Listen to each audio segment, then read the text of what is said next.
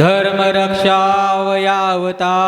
घेसी आपुल्या पाळीसी भक्तजना अंबऋषीसाठी जन्म सोशिले दृष्ट निर्दाळिले कितीक धन्य तुझ कृपा सिंधू म्हणतील धन्य तुझ कृपा सिंधू म्हणतील आपुला तू बोल साच करी अंबऋषीसाठी जन्म सोशिले दृष्ट निर्दाळिले किती एक अखिल मोठ ब्रह्मांड नायक षडगुण संपन्न आत्मापुर निवासी श्री संत सद्गुरु बाळूमामाच्या नावानं बोला बोला बाळूमामाच्या नावानं बाळूमामाच्या शेळ्या मेंढ्याच्या नावानं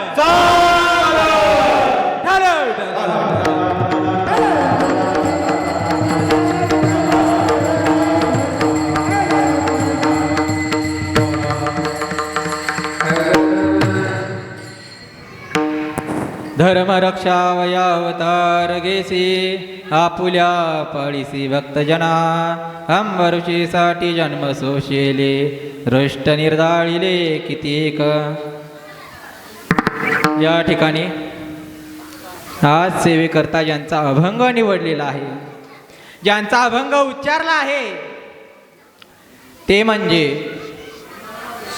देहूनिवासी कोण देहूनिवासी की ज्यांच्या जिभेवरती साक्षात सरस्वतीचा संचार होता ज्यांच्या हृदयात प्रत्यक्ष विठ्ठलाचा वास होता आणि ज्यांच्या सहवासात महाराज सतत श्री विष्णूचा भास होत राहावा असे असणारे भगवान श्री पंढरीश पांडुरंग परमात्म्याचे अतिशय लाडके निस्सीम जिव्हाळ्याचे भक्त ज्यांना म्हणलं जातं मानलं जातं संबोधलं जातं असे असणारे देवनिवासी जगद्गुरु तुकोबराय यांचा भगवंताने अवतार धारण का केला आहे हे सांगणारा अभंग आज सेवेकरता निवडलेला आहे. महाराज आपल्याला या अभंगातून काय सांगतात. धर्म रक्षावया अवतार घेसी आपुल्या पाळीसी भक्तजना अंबऋषीसाठी जन्म सोशिले दृष्ट निर्दाळिले किती. तर महाराज सांगतात संत बाळूमामा असो किंवा प्रभू श्रीराम असो नाहीतर विठ्ठल असो नाहीतर विष्णू असो जेवढ्या जेवढ्या संतांनी जेवढ्या जेवढ्या देवांनी अवतार धारण केला केव्हा अवतार धारण केला हो महाराज.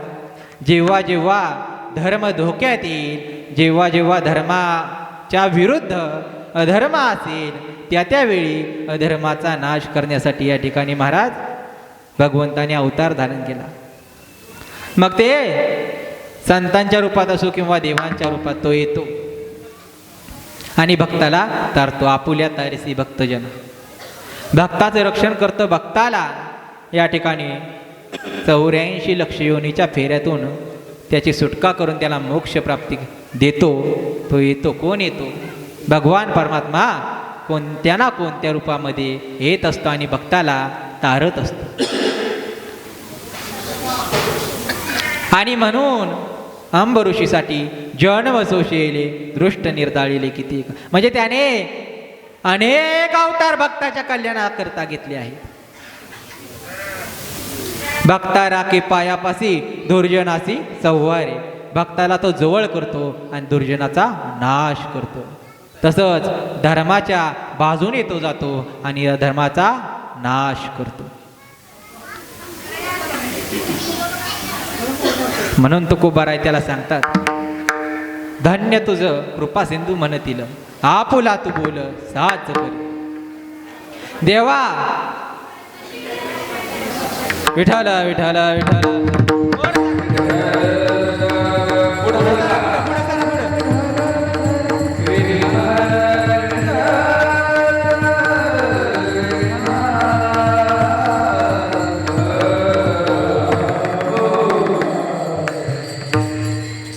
काय तुम्ही मध्ये डिस्टर्ब करायला लागला त्यामुळे म्हटलं विठ्ठल विठ्ठलच घ्यावं. माझं डोकं चाला ना तुमचं. आपण काय बघत होतो. धन्य तुझ कृपा सिंधू म्हणतील आपुला तू बोल साच करी. तुकोबाराय म्हणतात देवा अरे देवा, तुला लोक धन्य म्हणतील, तुझं लोक दर्शन घेतील, तुला लोक आवडीने तुला बोलवतील. पण केव्हा? जेव्हा तू दिलेला शब्द खरा करतोस, जेव्हा तू दिलेलं वचन तू पाळतोस, ते वचन निभावतोस, तो शब्द निभावतोस, तेव्हाच लोक तुला पुजतात, तुझं दर्शन करतात, तुला बोलवतात. तू सिद्ध करून दाखव. आणि तू दाखवलंय. काय माहिती जगद्गुरु तुकोबारायांना का अशी वेळ आली असेल की असा, म्हणजे देवाला बोलवण्याची वेळ पहिल्यांदाच आली असं वाटतंय मला. कारण धन्य तुझं कृपा सिंधू म्हणतील, आपुला तू बोलसाच करी. देवा, तुला लोक म्हणत्याल की तू खरंच येतो. असं काहीतरी धर्माच्या विरोधात अधर्म त्या ठिकाणी उभा राहिला असेल, म्हणून जगद्गुरु तुकोबारायांवरती अशी वेळ आली असेल. तुका म्हणे तुझं वर्णिती पुराणे, होय नारायणी दया सिंधू. तुकाराम महाराज म्हणतात, अरे भगवंता, आजपर्यंत अनेक पुराणांनी, अनेक शास्त्रांनी, अनेक ग्रंथांनी तुझं वर्णन केलं आहे. तुझं वर्णन ते करत आले आहेत आणि इथून पुढे सुद्धा करतील. फक्त तू ये आणि अधर्माचा नाश करून धर्माचं रक्षण कर. हे जगद्गुरु तुकोबाराय आजच्या अभंगातून सांगतात आणि असाच अभंगाचा अर्थ आहे. विठ्ठल विठ्ठल.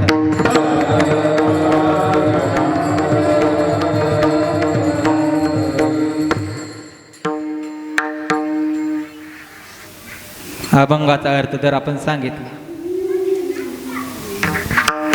पण आज सेवा कशामुळे आहे? किंबहुना सेवेला सुरुवात करण्यापूर्वी अल्पसा परिहार देणं हे वक्त्याचं प्रथम आद्य कर्तव्य असतं महाराज. या उद्देशाला धरूनच थोडासा अल्प असा परिहार देतो. शूरांचा जिल्हा, वीरांचा जिल्हा, ज्या जिल्ह्याला म्हणलं जातं, ज्या जिल्ह्याला संबोधलं जातं, ज्या जिल्ह्याची संपूर्ण भारतात नव्हे तर संपूर्ण जगात ख्याती आहे, असा असणारा शूरांचा जिल्हा, वीरांचा जिल्हा सातारा जिल्हा. आणि या सातारा जिल्ह्यातील एक आदर्श तालुका म्हणून ज्या तालुक्याकडं पाहिलं जातं, जरी नसलं ना आदर्श तरी म्हणायला लागतो, असा आपला फलटण तालुका. आणि या फलटण तालुक्यातील मला वाटते शेवटच्या टोकाचं गाव म्हणजे हनुमंतवाडी असं, बरोबर ना? आणि या हनुमंतवाडी गावात मला वाटतं एक गेली 10 वर्ष झालं असेल मंदिर बांधलेलं. 10 वर्षापासून अखंड सुरू असलेला अमावस्येनिमित्त असणारा भंडारा उत्सव. अनेक कीर्तनकारांची कीर्तन तुम्ही ऐकली असतील, बघितली असतील, श्रवण केली असतील. त्यांनी काय सांगितलं असेल? मामांचा जन्म कधी झाला, मामांनी काय केलं, मामांचे गुरु कोण होते, हे आपण सगळं नंतर पाहणारच आहोत. तरी या ठिकाणी कीर्तनासाठी उपस्थित असणारे गायनाचार्य महाराज, नाव दत्ता महाराज, नाव काय ठंबरे, दत्ता महाराज पाटील, तुमचं नाव सचिन महाराज, या ठिकाणी काय काय काय पंडित महाराज, आणि आमचे ज्यांचा मृदुंगावरती गोड असा हात आहे असे कृष्णा महाराज. मागच्या राहिल्या नाहीतर म्हणते लाडक्या बहिणींना कमी मान दिला. नाव काय? पुष्पाताई बोईटे, भारतीताई अहिरे, सुमनताई माने, हे सर्व टाळकरी गायनाचार्य, मृदुंगाचार्य यांनी या कीर्तनाला साथ दिली आणि सहकार्य देखील केल्याबद्दल त्यांचं मी मनस्वी आभार मानतो. ज्यांच्यामुळं सेवा भेटली त्यांचं नाव घ्यावं का नको घ्यायला? देवाच्या दारात. आमचे लाडके शिवाजी तात्या बिचुकले, खरं तर तात्यांच्या माध्यमातून या ठिकाणी तुमच्याशी परिचय साधण्याचा योग आला. माग एकदा झाली होती आपली सेवा गेल्या वर्षी. तेव्हा काही एवढी तयारी नव्हती, तेव्हा नवीन नवीनच होतं. त्यामुळे काय तुम्ही तरी सांभाळून घेतलं, आता पण घेताल सांभाळून अशी अपेक्षा करतो.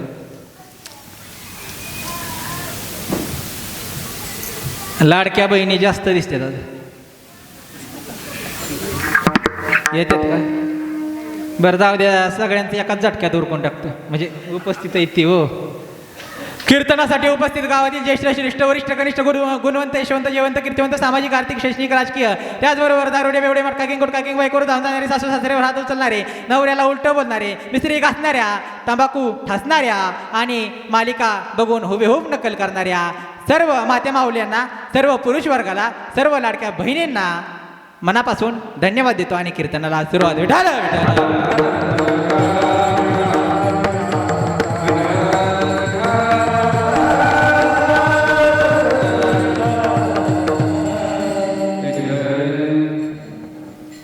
करायची का कीर्तनाला सुरुवात?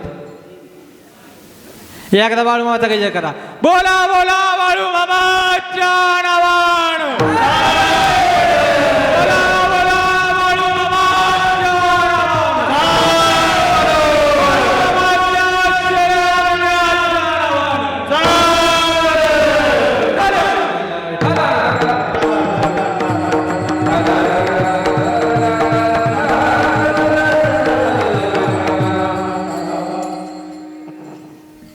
आता आपण कीर्तनाला सुरुवात करू.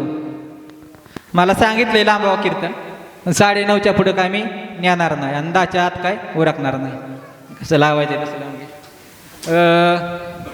तर हा ज्यांचा अभंग कीर्तनासाठी निवडलेला आहे, उच्चारलेला आहे, महाराजांनी गायलेला आहे, असे असणारे जगद्गुरु तुकोबार आहे.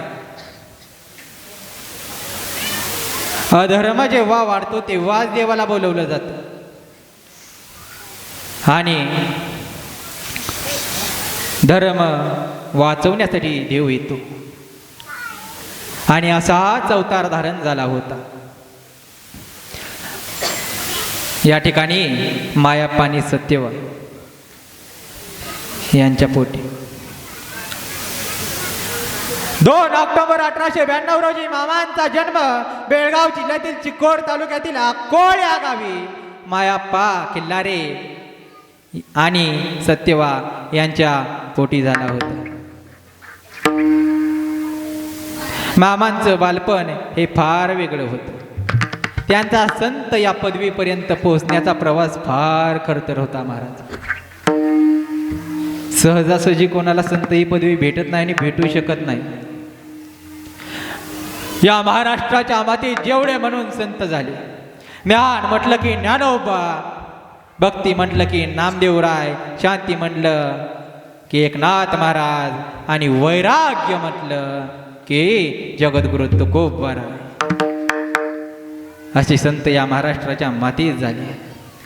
मग मला अभंग घेतल्याच्या नंतर प्रश्न पडला महाराज की आपण सगळ्या चारीच्या चारी पदव्या दिल्या, बाळूमामांना पदवी कुठली द्यावी?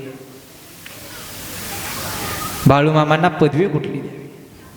कारण बाळूमामा हा असा देव आहे जो भक्तामध्ये कोणताच भेदभाव करत नाही, भक्ताला कधीच कमी लेखत नाही. भक्ताचं कल्याणासाठी करण्यासाठी तो सदैव तयार असतो, सदैव धावून येतो.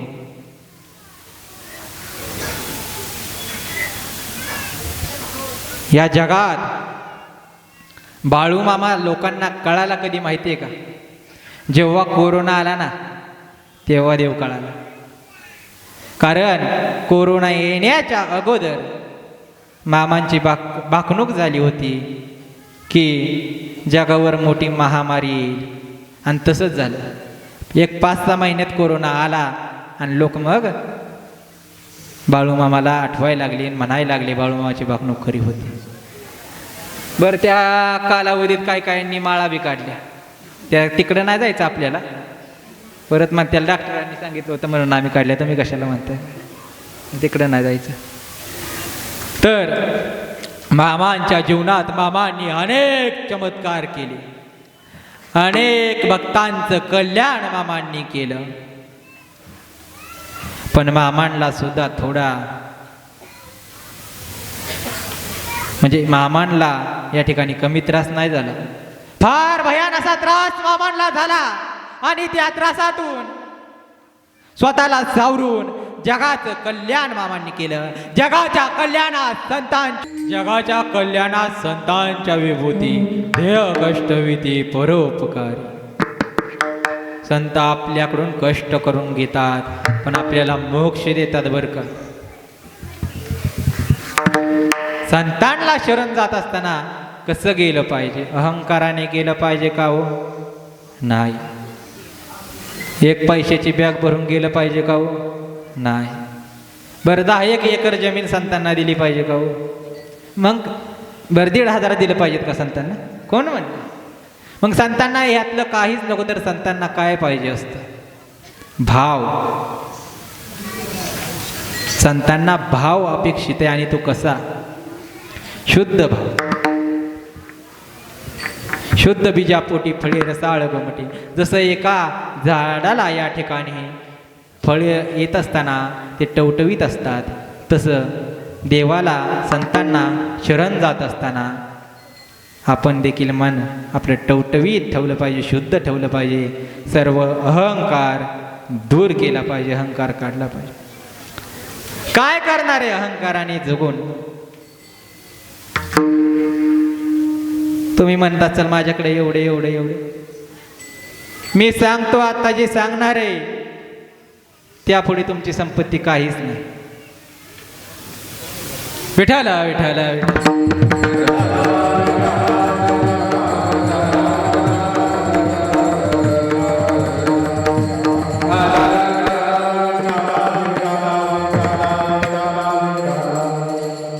माझ्याकडे अशा एका राजाची यादी आहे ज्याच्याकडे 80,000 बायका, 1,00,000 पुरं, 1,25,000 नातू आणि 1,50,000 पंतू, असा ज्याचा परिवार आहे अशा राजाची यादी माझ्याकडे आहे. काय म्हणला तुम्ही? 80,000 बायका, 1,00,000 पोरं, 1,25,000 नातू, 1,50,000 पंतू, असा ज्याचा परिवार आहे. सांगा मग त्या राजाचं नाव काय? देवांचा देव इंद्रदेव त्याच्या घरी पाणी भराय होता. तुमचा मेघ राजा त्याच्या घरी पाणी भराय होता. देवांचा देव इंद्रदेव त्याच्या डोक्यावरती छत्री धरून उभा होता. आणि असा असणारा महाभयंकर राजा 9 ग्रहांच्या पायऱ्या तो चढायचा आणि सिंहासनावरती जाऊन बसायचा. तुमचा खंडोबा त्याची दाढी कराय होता. तो राजा दुसरा तिसरा कोणी नसून राजा रावण होता. 80,000 बायका, 1,00,000 पोरं, 1,25,000 नातू, 1,50,000 पंतू, एवढं सगळा महाभयंकर परिवार. प्रत्येक घराला 3-3 चौकटी. किती? 3-3. प्रत्येक चौकटीला 22.5 क्विंटल सोनं. किती? 22.5. तुमचा ग्रॅम कुठे टिकायचा? प्रत्येक चौकटीला 22.5 क्विंटल सोनं. एवढा मोठा राजा, सोन्याची लंका त्याची. पण अधर्माने वागला ना, अधर्माने वागला म्हणूनच भगवंताला धर्माचे रक्षण करण्यासाठी अवतार घ्यावा लागला. अनंत अवतार घेसी भक्ता कारणे, मामांना शरण जात असताना मनामध्ये कोणताच मोह, कोणतीच माया, कोणतीच शंका घेऊन जाऊ नका. कारण जगाच्या पाठीवर एकमेव असा देव आहे ज्याला शरण गेल्याच्या नंतर आपल्या सर्व इच्छा पूर्ण होतात. सर्व शंकांचं तो निरसन करतो आणि तो देव म्हणजे आदमापूरचा बाळू मामा.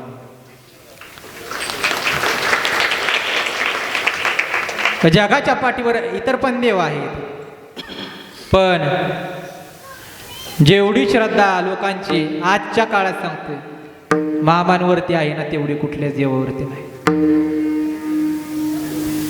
म्हणून आज या हनुमंतवाडीत हजारोच्या संख्येने भाविक मामांच्या दर्शनासाठी आले आहेत. का? तर श्रद्धा आहे. प्रत्येक जण या ठिकाणी मामांना शरण आला आहे. प्रत्येक जण काही ना काही काम घेऊन आला आहे. प्रत्येक जणाची काही ना काही इच्छा आहे की मामा माझं तेवढं काम पूर्ण करा, मामा माझी इच्छा पूर्ण करा, मामा माझं हे काम झालं पाहिजे, मामा माझं ते काम झालं पाहिजे. असं प्रत्येक जण ठरवून आला आहे की मामांकडून आपण हे काम करून घ्यायचंच, झालंच पाहिजे.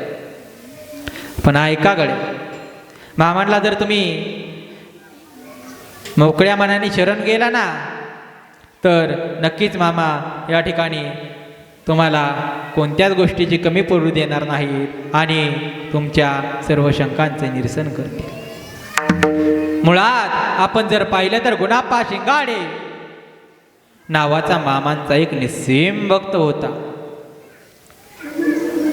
मामा जेवले नाहीत तर तो देखील जेवायचा नाही, मामा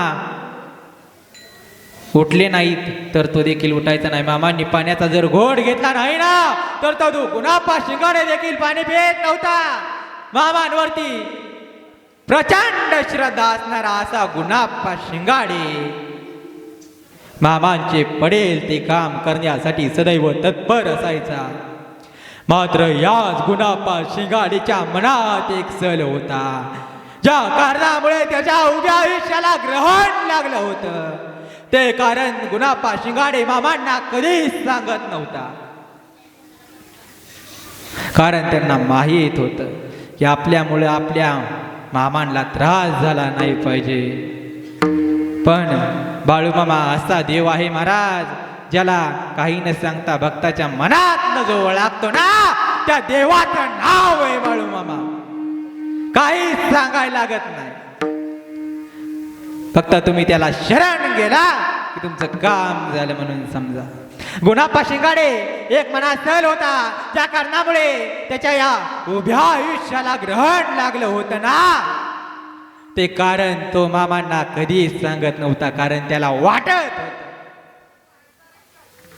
आपल्यामुळे मामांना त्रास नाही. आणि खरा भक्त नेहमी असंच करतो, स्वतःमुळे देवाला कधी त्रास होईल असं तो कधीच वागत नाही. स्वतःला किती त्रास होऊ द्या, देवाला अजिबात त्रास झाला नाही पाहिजे असं खरा भक्त करतो. काय कारण होतं, कोणत्या कारणामुळे या गुणाप्पा शिंगाडेच्या उभ्या आयुष्याला ग्रहण लागलं होतं, तर कारण असं होतं की या गुणाप्पा शिंगाडेच्या पोराच्या म्हणजे या गुणाप्पा शिंगाडेच्या पोराला एक डोळा नव्हता. एका डोळ्याने तो आंधळा होता. पण मामांना सांगावं कसं, मामांपुढे हा प्रश्न मांडावा कसा, हा प्रश्न त्याला नेहमीच पडायचा. एक दिवशी काय झालं, गुणाप्पा शिंगाडे शांत होता. मामांनी त्या गुणाप्पा शिंगाडीला बोलवलं, बसला होता तो. बोलवलं, गुणाप्पा इकडे. काय मामा? गुणाप्पानं मामांचं दर्शन घेतलं आणि मामांनी त्याला सांगितलं की गुणाप्पा, अरे तुझ्या मुलाला घेऊन उद्या तळावरती ये. आणि असं सांगितल्याच्या नंतर हा गुणाप्पा शिंगाडे घरी गेला आणि घरी गेल्याच्या नंतर आपल्या मुलाला घेऊन दुसऱ्या दिवशी मामांच्या तळावरती आला. विठ्ठल विठ्ठल.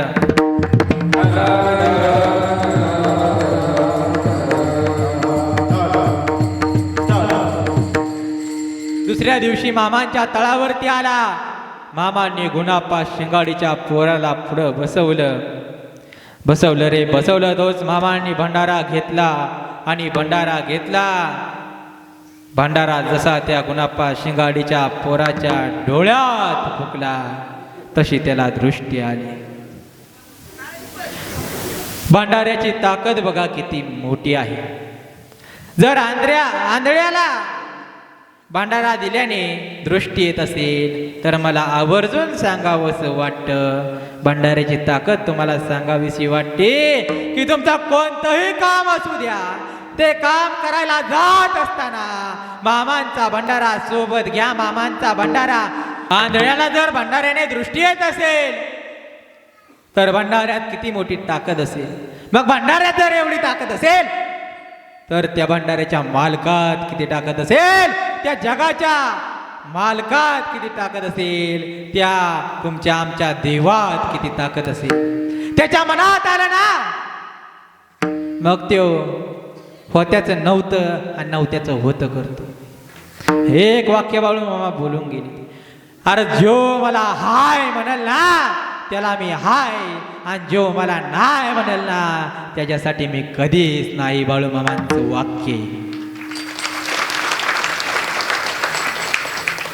बाळू मामा यांच्या आरतीमध्ये सुद्धा आहे, नित्येने वागावे कमी नाही होत, उन्मत्ताला मामा शासन करीत.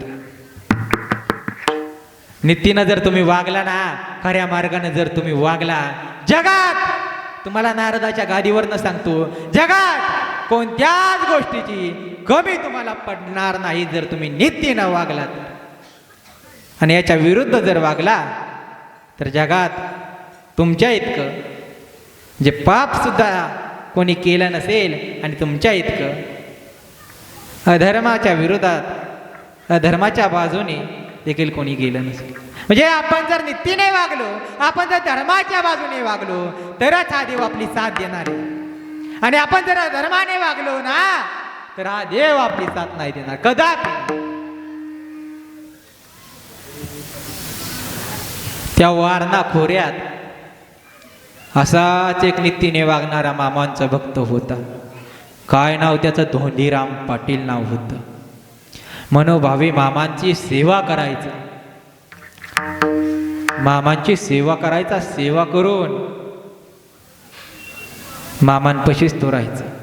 पण बघा, माणूस संसारात गुंतला ना देवाला सुद्धा विसरतो. पण हळूहळू हळूहळू या धोंडीराम पाटलाचं लग्न झालं तसं हा धोंडीराम पाटील हळूहळू हळूहळू मामांना विसरायला लागला आणि संसारात रमू लागला. बघता बघता या धोंडीराम पाटलाला एक मुलगी झाली. आणि हळूहळू हळूहळू हळूहळू घरावरती गरिबी येऊ लागली, घरामध्ये दारिद्र्य येऊ लागली. गरिबी आणि दारिद्र्य दोन्ही वाईट वर का, कधी कोणावरती येऊ नये.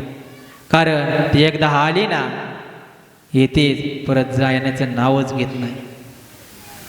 माणूस संपूर्ण त्यामध्ये संपून जातो, गरिबी आणि दारिद्र्य मात्र जात नाही. आणि या धोंडीराम पाटलावरती हळूहळू हळूहळू गरिबी आली. बघता बघता या धोंडीराम पाटलाला दुसरं मूल म्हणजे एक मुलगा झाला. आता तर फार गरिबी धोंडीराम पाटलाच्या घरावरती आली होती. त्याच्याकडे 1.5 एकर जमीन होती. ती जमीन करण्यासाठी धोंडीराम पाटलाने सावकाराकडून कर्ज घेतले. आता शेती करायची म्हणल्यावर पैसा तर लागणारच, भांडवल तर लागणारच ना. म्हणून धोंडीराम पाटलाने सावकाराकडून व्याजानं पैसे घेतले, का तर जमीन करायची. पण शेतीचं कसं असतं, एकदा आलं तर आलं, नाहीतर गेलं तर गेलं. आलं तर लय येतंय, गेलं तर सगळं जातंय, कायच राहत नाही. अशीच अवस्था धोंडीराम पाटलाची झाली होती. त्या पिकात तो गेला होता, त्या पिकात तो हरला होता. ते पीक त्यानं या ठिकाणी आणू शकला नाही. म्हणून आता सावकाराला पैसे द्यायचे कुठून, हा त्याच्या पुढे प्रश्न पडला. सावकाराची माणसं घरी येऊ लागली, धमक्या देऊ लागली. धोंडीराम पाटील शेवटी या त्रासाला कंटाळला आणि आपली असलेली 1.5 एकर जमीन त्या सावकाराला विकून टाकली. आता जमीन गेली, आता काय करायचं, आता घर कसं चालवायचं. म्हणून त्याने ठरवलं, तो त्याच्या बायकोला म्हणला की आपण दोघं काय नाही उद्यापासून कामाला जाऊ. दोघं कामाला जाऊ लागले. हळूहळू रोजच्या कामाच्या मिळणाऱ्या पैशातून दोघं घरचा उदरनिर्वाह करू लागले आणि कुटुंब रोजची रोज चालवू लागले. एकदा काय झालं, हळूहळू दिवाळीचा सण जवळ आला होता. या धोंडीराम पाटलाची बायको त्याला म्हणली, अहो धनी दिवाळी आली या. मग धोंडीराम पाटील म्हणला, मग काय, अहो दिवाळी आली या, मग पोरांना कपडे घ्यायला लागतील, बाजार घरात भरायला लागेल, सणसूद करायला लागेल. अगं आता आपल्याकडे पैसे नाहीत की. मला काही सांगू नका, मला काही सांगू नका. दिवाळी झाली पाहिजे, कारण 2 वर्ष झालं पोरांना कपडे नाहीत घेतले, घरात कसली दिवाळी केली नाही, कुठला सण केला नाही. दिवाळी झाली पाहिजे, हट्टच झाला. शेवटी धोंडीराम पाटील म्हणला अगं नाही होऊ शकत. मग तिनं निश्चय केला की आजचा दिवस आपला शेवटचा दिवस, उद्याचा दिवस आपण बघायचा. असं ठरवून ते दोघं त्या दिवशी कामावर गेले.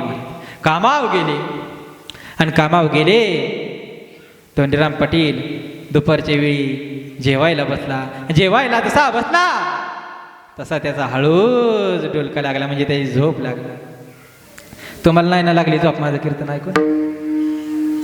हा, हळूहळू या धोंडीराम पाटलाची झोप लागली आणि त्याच्या स्वप्नात बाळू मामा आले. बाळू मामा आले आणि बाळू मामा त्या धोंडीराम पाटलाला काय म्हणाले असतील, हे धोंड्या रांडाच्या, अरे माझ्या जीवावर ओझ टाकून कुठं निघालाय तू? अरे यो बाळू धनगर हाय, तू काळजी करू नको, असं मामांनी त्या धोंडीरामला आश्वासन दिलं. एक अर्ध्या 1 तासानं धोंडीराम पाटलाला जाग आली त्याला सगळं काही आठवू लागलं. तो कामावरून सुटल्याच्या नंतर घरी आला तसा बायकोकडे गेला. बायकोला म्हणला अगं ऐक की, माझ्या स्वप्नात एक माणूस आला होता, डोक्यावरती भगवा फेटा होता, हातामध्ये काठी होती, खांद्यावरती घोगडं होतं, आणि तो माणूस मला म्हणाला अरे माझ्या जीवावर वजन टाकून कुठं निघालाय तू? यो बाळू धनगर हाय, तोपर्यंत तुला कशाची कमी नाही. आणि खरंय, जोपर्यंत बाळू मामा हाय ना तोपर्यंत मामांच्या भक्तांना कशाचीच कमी नाही. हे मामांचा शब्द आहे, माझा ना. म्हणून त्याची बायको म्हणली अहो तुम्ही उद्या जावा आणि बघा तो बाळू धनगर कोण आहे, त्यांचा तळ कुठं आहे. एवढं तुमच्या स्वप्नात आल्यात, एवढं तुम्हाला सांगितलंय, म्हणजे काहीतरी बदल घडला तर बघा. आपण ठरवलं होतं की आजचा दिवस शेवटचा दिवस, उद्याचा दिवस आपण बघायचा नाही, पण ते आपण परत कधीतरी करू. एकदा बघा तुम्ही बाळू मामांकडे जाऊन काय होतंय का, झालाच काय बदल, तर मग बरं झालं. हा धोंडीराम पाटील मामांचा तळ विचारत मामांच्या तळावरती पोहोचला.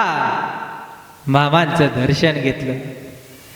दर्शन घेतलं आणि सगळे भाविक भक्तजण या ठिकाणी प्रसादासाठी बसले होते. तसंच हा धोंडीराम पाटील देखील प्रसादासाठी बसला. आणि प्रसादासाठी बसल्याच्या नंतर कोणाचं मन लागल हो?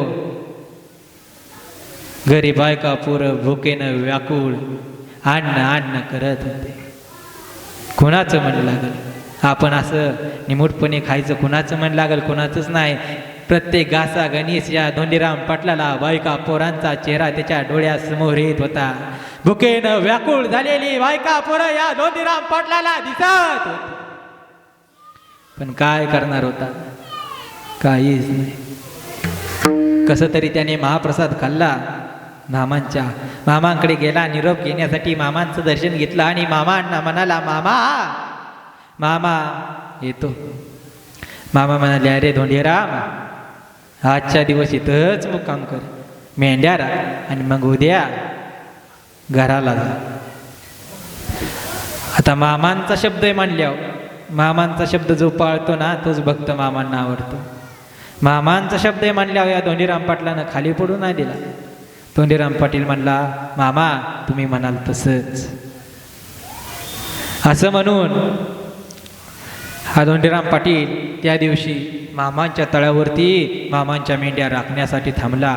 मेंढ्या राखल्या, मेंढ्यांकडे गेला आणि त्याच्या दुसऱ्या दिवशी मामांकडे आला. सकाळचा आला मामांकडे. मामांना म्हणला, मामा आता येतो. घरी यावं, बायका बरोबर वाट बघत असते. मामांनी सगळं वळाकलं होतं की धोंडीराम पाटलाला कशाचं दुःख आहे. याला कुठल्या गोष्टीची चिंता आहे, ह्याच्या मागे कोणतं ग्रहण लागले हे मामानी ओळखलं होतं. विठाला विठाला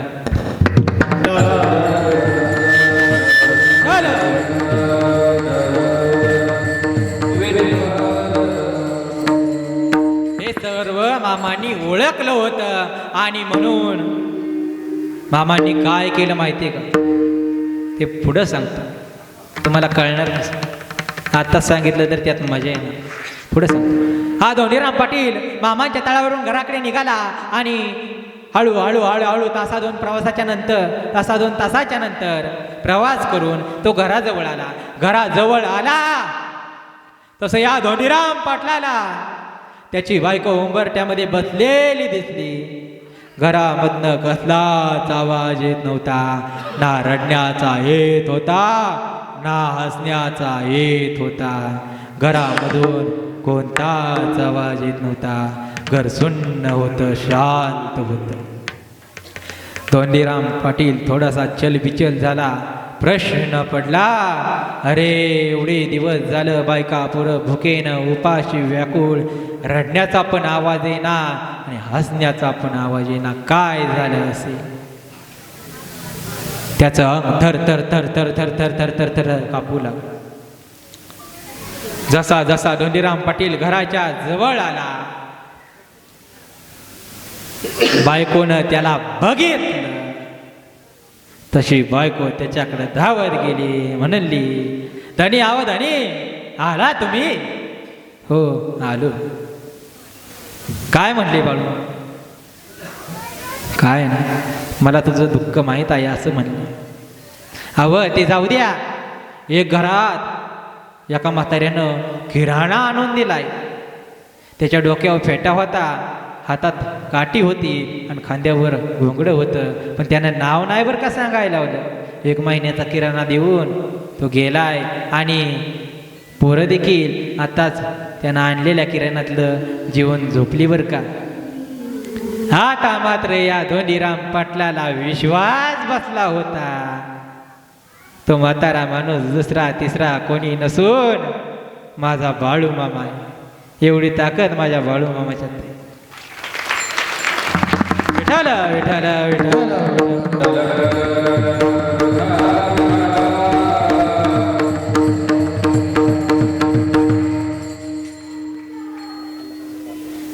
मग मनातलं जर बाळू मामांना कळत असेल तर बाळू मामा कळाय पाहिजे होतं. बाळू मामांना त्यांच्या आईबापाला कळले लवकर ना, चंदूलाल शेठला कळले लवकर ना, या जगाला कळले लवकर. बाळू मामा कळले कधी? मगाशीच सांगितलं मी, जेव्हा कोरोना आला, कोरोनातली पहिली बाकणूक खरी झाली, तेव्हा जगाला बाळू मामा कळले. त्याच्या अगोदर बाळू मामांना लोक मानत होते नाही असं नाही. पण आज जेवढा समाज, आज जेवढ्या लोकांचा मामांवरती विश्वास आहे ना, तेवढी तेव्हा नव्हती. आज जवळपास प्रत्येक गावात, आपल्या परिसरात प्रत्येक गावात महाराज बाळू मामांचं मंदिर झालं आहे. एवढी श्रद्धा मामांवरती, एवढी श्रद्धा मामांवरती, एवढी भक्ती. मग देव सुद्धा भक्ताला पायापाशीच ठेवतो. भक्ता राखे पायापासून दुर्जनासी संवारी. देवानं आपल्याला शरीर कशासाठी दिलंय? हो, देवानं आपल्याला देह कशासाठी दिलाय महाराज? भजनासाठी. पण आपण भजनात त्याचा वापर करतो का? हो नाही करतो. आवाज वाढवा की थोडा याचा, या माईकचा आवाज. विठाला विठाला विठाला.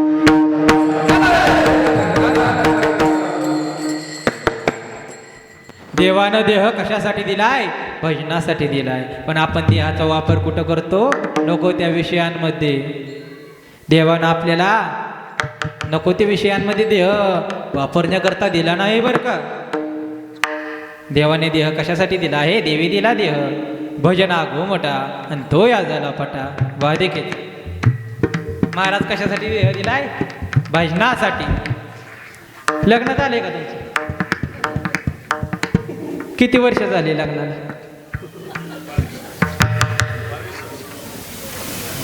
22 वर्ष. बरोबर. लग्नात माणसं किती होती? बरं, साधारण 1,500-2,000 तर असतील. बरं 500 म्हणते. 500च होते का जास्त होते? नाही काय म्हणत तुम्हाला सांगा ना. बरं 500-600 धरा.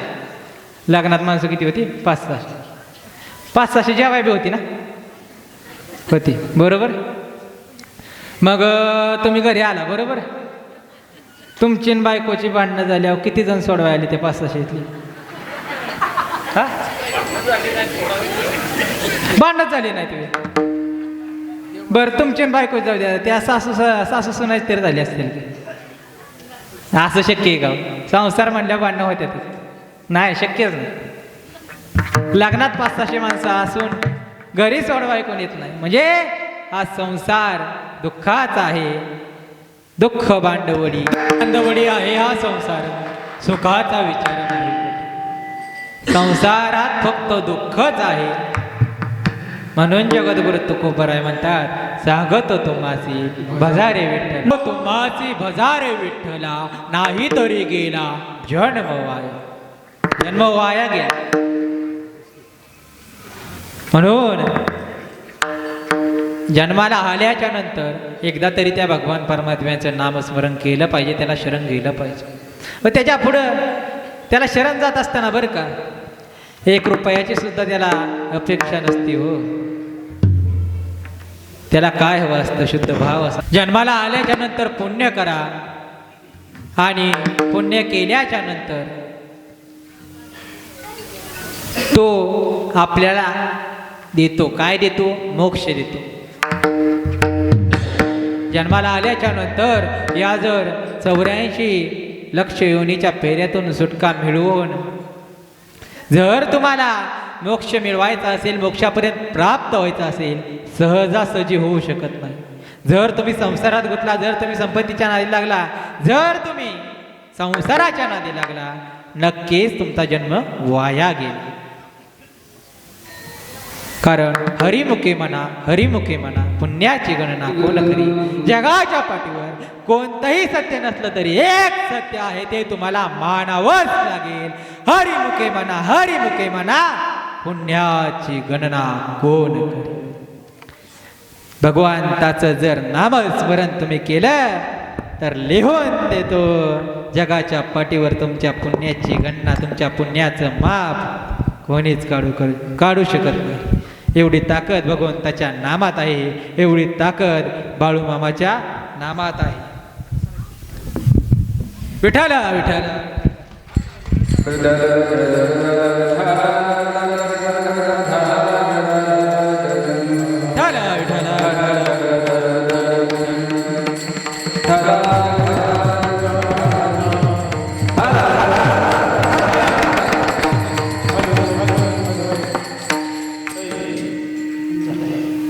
मला वाटतं तुमचं नाव शुभम महाराजांचं या ठिकाणी आगमन झालेलं आहे.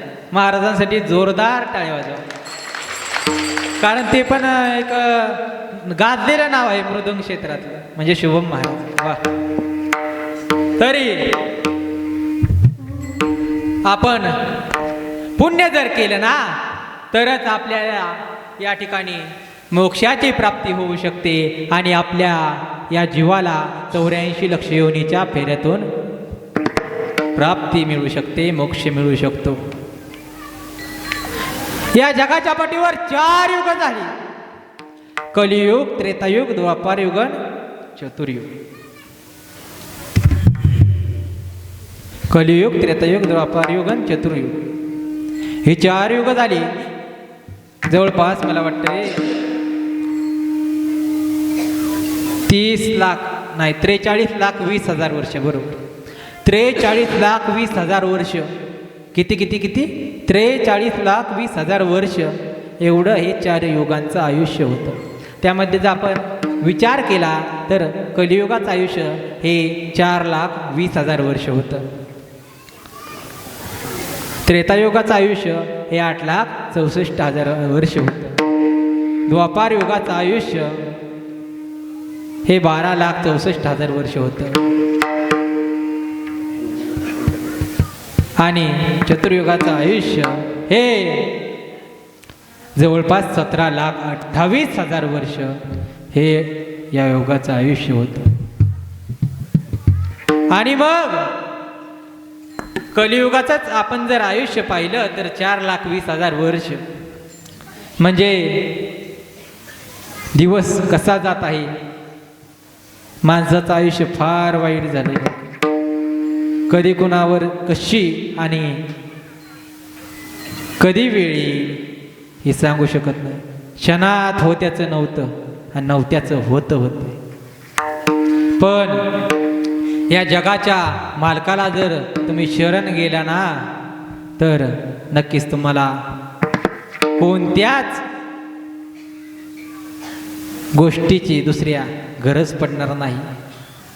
कारण आज जर आपण पाहिलं तर समाजामध्ये देवाच्या नावाखाली लुटणारे बोंधू अनेक झाले आहेत.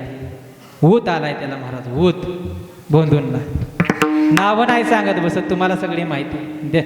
त्यामुळं एकतर नारदाच्या गादीवरून बोलत असताना त्यांचं नाव उच्चारण योग्य नाही. या बोंधूंकडे तुम्ही जाता, देवऋषाकडे जाता, काही उपयोग नाही.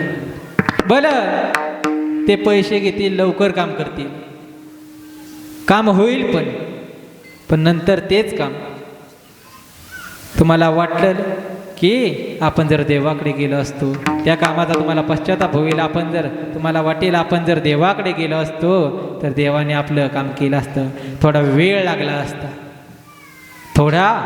लागला असता, पण त्याने या ठिकाणी सर्व काही तुमचं भलंच केलं असतं.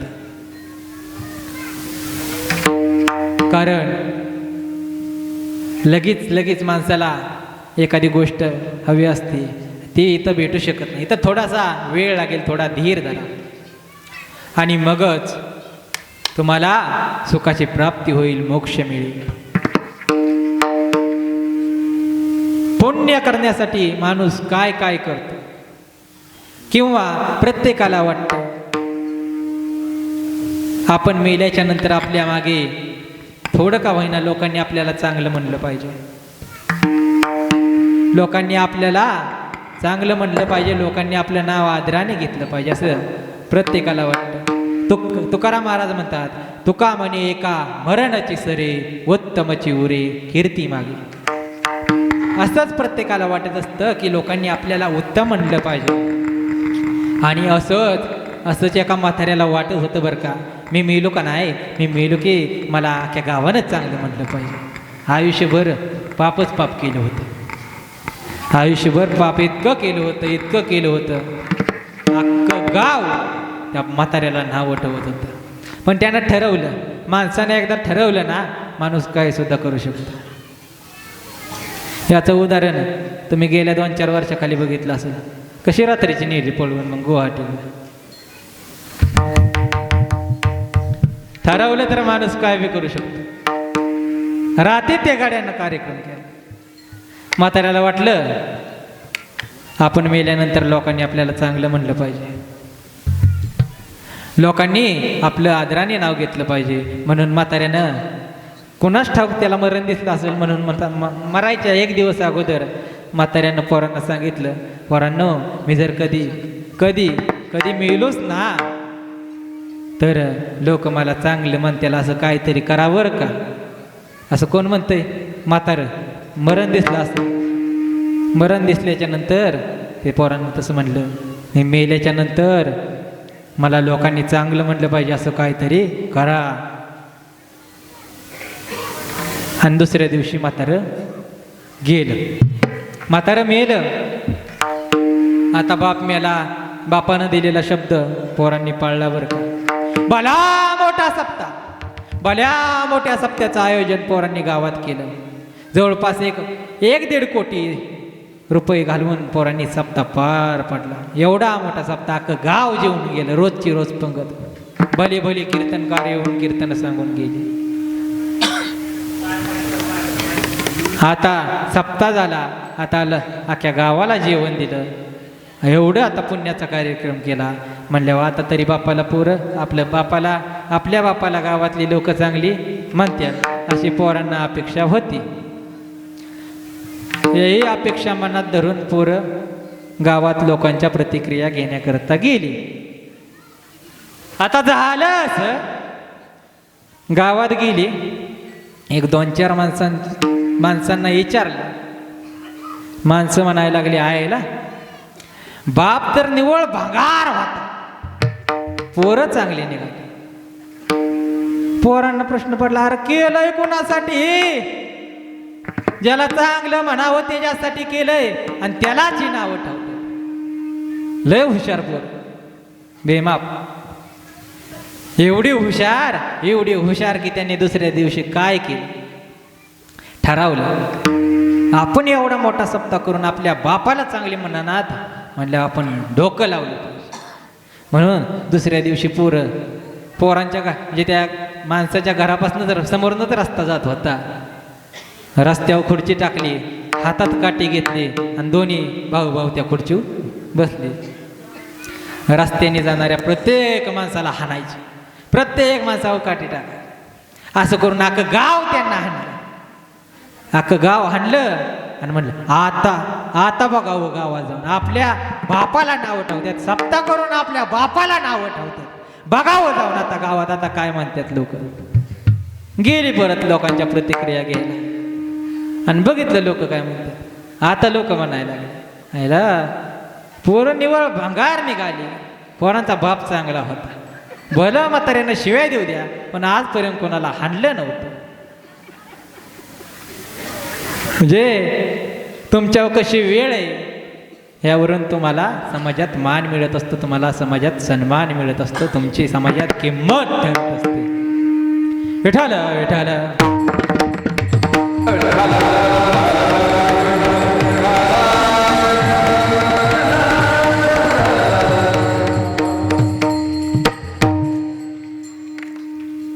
मामांच्या जीवनात मामांचा जेवढा भक्तांवरती जीव होता, जेवढा भक्तांना ते जीव लावायचे, त्याच्यापेक्षा दुपटीने, त्याच्यापेक्षा 10 पटीने म्हणलं तरी चालेल, एवढा जीव मामा त्यांच्या बकऱ्यांवरती लावत होते. एवढा जीव मामा मेंढी माऊलीला लावत होते. एकदा काय झालं, विठ्ठलवीर देवाच्या यात्रेसाठी बाळूमामा पठण कोडोलीला आले आणि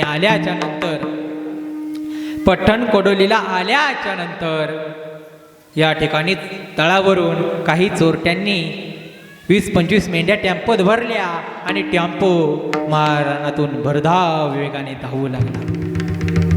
काही अंतरावरती गेल्याच्या नंतर टेम्पो बंद पडला. चोरट्यांना काही कळना, काय सुचत नव्हतं चोरट्यांना. टेम्पो का बंद पडला असेल. त्यातला एक मामांना ओळखत होता, माहीत होतं बाळू मामा कसं येतं. पण या चोरट्यांना सांगितलं तरी यांना थोडी विश्वास बसणार होता. म्हणून त्यांना मेंढ्या उचलोस तर काय नाही बोलला. जेव्हा टेम्पो बंद पडला आणि टेम्पो चालूच व्हायना, तेव्हा म्हणला आता सांगितल्याशिवाय पर्याय नाही. म्हणून त्यानं तोंडूच काढलं. म्हणला, अरे ते बाळू मामा लय मोठा देव हाय, त्यांनाच टेम्पो आपला बंद पडला असेल. तुम्ही आत्ताच्या आत्ता टेम्पोतल्या मेंढ्या खाली उतरवा आणि बघा टेम्पो चालू होतोय का नाही. चोरट्यांनी आता एवढा धक्का मारत्यात टेम्पो चालू आहे ना. म्हणले आता कुठं या येड्याचं एकदा ऐकलं म्हणून काय जाते आपण. म्हणून म्हणले बघावं आता मेंढ्या खाली उतरून. मेंढ्या जशा खाली उतरवल्या तसा टेम्पो चालू झाला. चोरट्यांनी मेंढ्या खाली म्हणजे रस्त्यावर नाही उतरवल्या, खड्ड्यात फेकून दिल्या. लय चोरटी हुशार असतात, आपल्या मूर्छा असतात. फेकून दिल्या. मामांना सगळं काय कळालं होतं. मेंढपाळांच्या काही वेळाने लक्षात आलं की तळावरच्या 20-25 मेंढ्या गायब झाल्यात. 20-25 मेंढ्या तळावर दिसतात. मेंढ्या हुडकाय जायला पाहिजे या उद्देशाला अनुसरून मेंढ्या हुडकाय जाणारच होते. त्यातला एक जण म्हणाला, मामांकडे गेल्याशिवाय, मामांना सांगितल्याशिवाय कोणतंच काम आपण केलं नाही आणि मामांना विचारल्याशिवाय इथून पुढे कुठलं काम करायचंही नाही. म्हणून हा मेंढ्या गायब झालेल्याचा प्रसंग त्यांनी मामांना सांगितला. मामांच्या सर्व काही लक्षात होतं, मामांना माहीत होतं.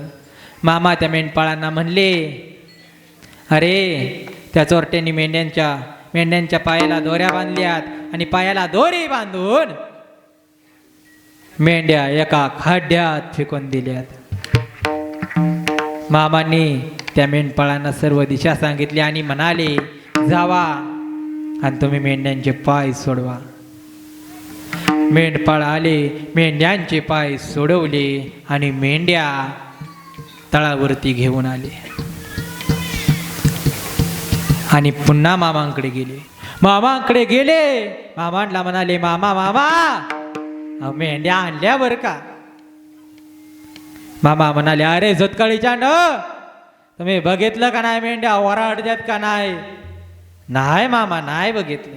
अरे झुतकाळीच्या न मेंढ्यांच्या जिभत टाचण्या जा आणि त्या टाचण्या काढा. त्या चोरट्यांनी मेंढ्यांच्या जिभेमध्ये टाचण्या रवल्यात, वरडून आहेत म्हणून. मेंढपाळ पुन्हा तळावाली आणि मेंढ्यांच्या जिभेमध्ये बघताय तर काय 20-25 मेंढ्यांच्या जिभेमध्ये खरोखरच टाचण्या होत्या. त्या सगळ्या टाचण्या काढल्या आणि मेंढ्या सुखरूप झाल्या. सांगण्यामागचा हेतू एवढाच आहे की या जगाच्या मालकाला जर तुम्ही शरण गेला, या जगाच्या मालकाला जर तुम्ही मनापासून शरण गेला ना, मेंढ्यांवरती जीव या जगाच्या मालकाचा जेवढा आहे तेवढा जीव तो आपल्या भक्ताला लावतो. यदा यदा हि धर्मस्य ग्लानिर्भवति भारत अभ्युत्थानम धर्मस्य तदात्मानं सृजाम्यहम् परित्राणाय साधूनां विनाशाय च दुष्कृतां धर्म संस्थापनार्थाय संभवामि युगे युगे. या ठिकाणी हा जो अभंग निवडलेला आहे तो कोणता आहे? धर्मासंबंधी आहे.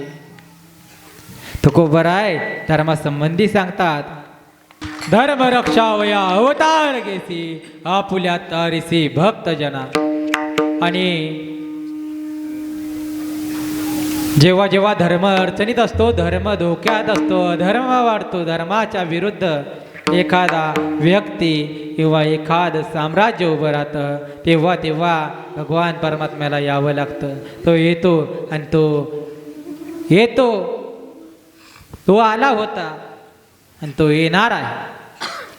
आला होता म्हणजे पुरावा काय? तर तो द्रौपदीसाठी आला होता.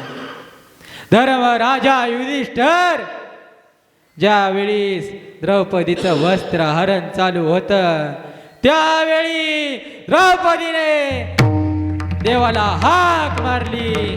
आला होता, द्रौपदीसाठी आला होता, पण द्रौपदीचं मागचं पुण्य होतं. मागचं म्हणजे कोणतं? एकदा काय झालं ऐका. एकदा काय झालं, द्रौपदी स्नानाकरता नदीला गेली होती आणि तिथे एक ऋषी आले. त्या ऋषींचे वस्त्र म्हणजे कोणीतरी उचलून नेले आणि ऋषी घाबरले आणि घाबरलेल्या अवस्थेत झाडाच्या मागे लावून लपले.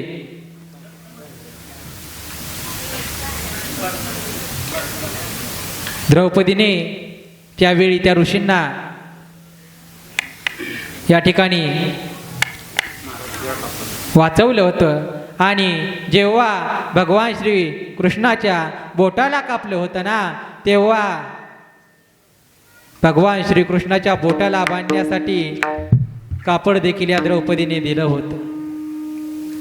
तो येतो, अनेक अवतार त्याने धारण केले होते आणि असाच अवतार धारण झाला होता सांगली जिल्ह्यातील वाळवी तालुक्यातील बोरगाव या गावी. खरं तर दृष्टांशिवाय सज्जनांच्या कार्यालाही किंमत नाही, हेच खरे. कारण रावणाशिवाय रामाचं चरित्र पूर्ण होऊ शकत नाही, कृष्णाशिवाय कंसाशिवाय श्रीकृष्णाचं चरित्र पूर्ण होऊ शकत नाही, आणि रंग शिंदेशिवाय हरिभक्त परायण आप्पा महाराज बोरगावकर म्हणजेच बाप्पू बिरू वाटेगावकरांचं चरित्र पूर्ण होऊ शकत नाही. रंगा शिंदे सारखा भत्ती जाती बोकड बाप्पू बिरूने फाडून काढला होता. वारा कृष्णा खोऱ्यातली दहशत त्यांनी संपवली होती. आजपासून शेतकऱ्याच्या उभ्या पिकाला कोणी हात लावणार नाही. आजपासून आया बहिणीची आबरू कोणी लुटणार नाही. आता सुखाचे दिवस येणार अशी त्यावेळीच्या लोकात कुजबूज चालू होती. कारण बाप्पू बिरूने रंगा शिंदे, त्याचा भाऊ आनंदा शिंदे, मामा अण्णा पाटील यासह 13 जणांना यम सदनी पाठवलं होतं आणि तिने वागणाऱ्याचा तो काळ म्हणून राहिला होता. लेकी बाळींचे संसार त्यांनी सुखाचे केले होते. अरे एवढंच काय तर स्वतःचा पोरगा अन्यायाने वागला म्हणून स्वतःच्या पोराच्या छातीत गोळ्या झाडणाऱ्या या बाप्पू बिरूचं चांगलं काम या पोलीस प्रशासनाला कधीच दिसलं नाही. सलग 25 वर्ष पोलिसांना चकवा देऊन बाप्पू बिरू समाज कार्य करत होते. स्वतःच्या पोराचा विचार नाही केला या बाप्पू बिरून. आपण मेल्याच्या नंतर आपल्या पोराला मारल्याच्या नंतर आपलं काय होईल, आपल्याला कोण सांभाळणार? अजिबात नाही. जो धर्माने वागला त्याला संपवण्याचं काम बाप्पू बिरूंनी केलं. तो कोणी का असना, जवळचा असो अथवा लांबचा असो, स्वतःचा पोरगा जरी असला तरी मागे पुढे न बघणारा माणूस म्हणजे बाप्पू बिरू होते. आणि आज जर आपण पाहिलं तर समाजामध्ये अनेक अशा घटना घडत्यात जे पाहून लोक म्हणतात आज बाप्पू बिरूंची आपल्याला गरज होती. पण जेव्हा माणूस आपल्यातून निघून जातो ना तेव्हा त्याची आपल्याला गरज होते. ज्या काळी बाप्पू बिरू आपल्यात होते त्यावेळी त्यांना कशी वागणूक दिली आणि आता बाप्पू बिरू आपल्यात नाही तर क्षणाक्षणाला आज घडणाऱ्या घटनेमुळे आपल्याला त्यांची आठवण